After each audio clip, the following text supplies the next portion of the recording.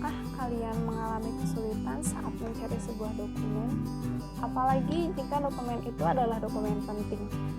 Kita akan mengalami kerugian jika kita tidak dapat menemukannya. Oleh karena itu, kita harus mampu mengantisipasi agar masalah itu tidak terjadi. Dalam penyimpanan dokumen atau arsip, ada berbagai standar dan prosedur yang harus ditaati agar dokumen-dokumen tersebut terjaga dengan baik. Dokumen atau arsip perlu dijaga karena berisi informasi penting mengenai lembaga, perusahaan, ataupun negara. Nah, di sini kita akan membahas tentang memahami norma, standar, prosedur, dan kaidah kearsipan.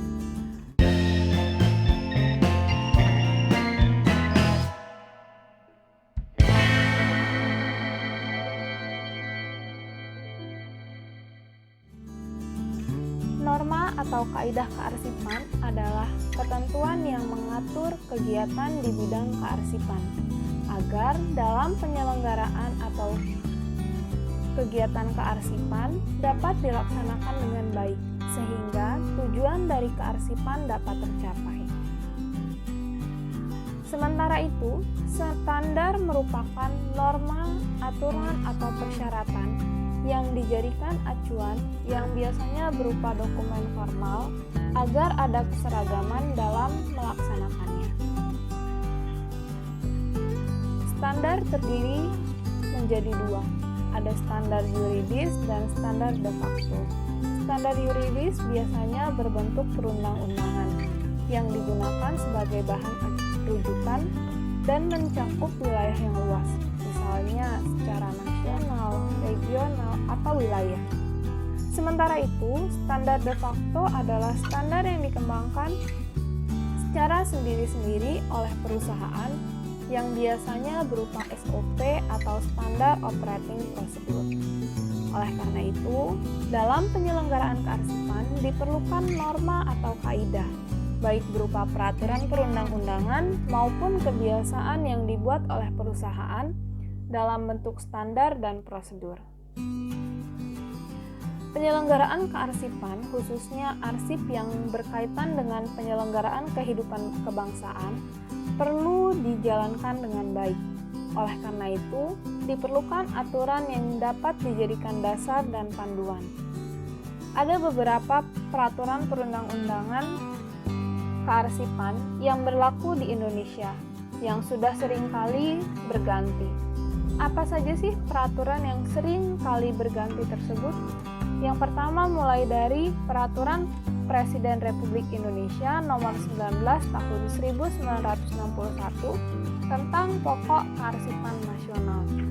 Yang kedua ada Peraturan Presiden Republik Indonesia Nomor 20 Tahun 1961 tentang Tugas, Kewajiban, dan Lapangan Pekerjaan, Dokumentasi, dan Perpustakaan dalam Lingkungan Pemerintah. Yang ketiga, ada Undang-Undang Nomor 7 Tahun 1971 tentang Ketentuan-Ketentuan Pokok Kearsipan. Yang keempat, ada Keputusan Presiden Republik Indonesia Nomor 26 Tahun 1974 tentang Arsip Nasional Republik Indonesia. Yang kelima, berganti ke Peraturan Pemerintah Republik Indonesia Nomor 34 Tahun 1979 tentang penyusutan arsip.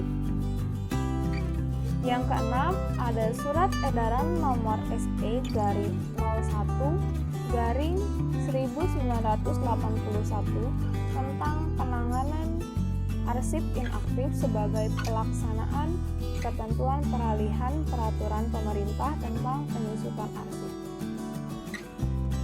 Selanjutnya ada Surat Edaran Nomor SE/02/1983 tentang pedoman umum untuk menentukan nilai guna arsip.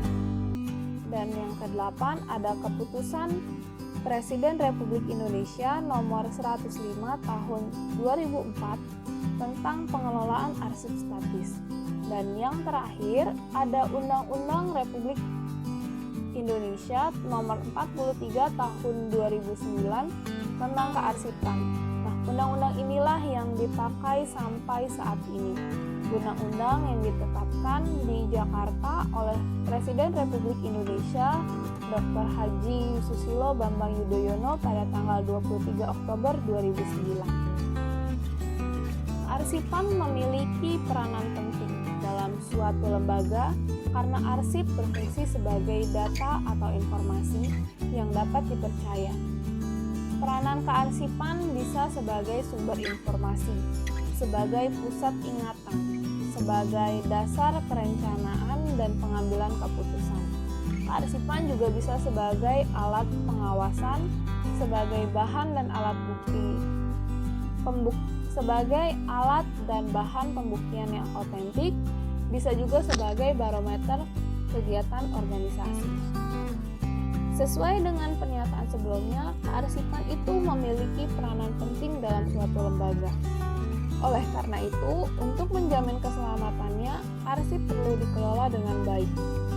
Tujuan pengelolaan arsip yang pertama